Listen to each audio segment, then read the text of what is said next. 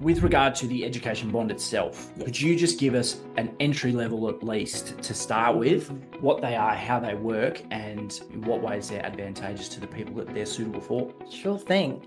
So an education bond is basically a savings and investment plan to help fund children's education, but also other life events as well. So it is very flexible in that way. So you can think of it as a tax structure like superannuation, where the bond provider, being Futurity, will pay the tax on the earnings on behalf of the bond owner. We start at a tax rate of 30%, so different from superannuation, which is 15%, but often we can get that tax rate a little bit lower. So it should suit any parents on a 30 plus marginal tax rate, or even grandparents, but more from an estate planning perspective. So suitable in particular for people on an NTR higher than 30.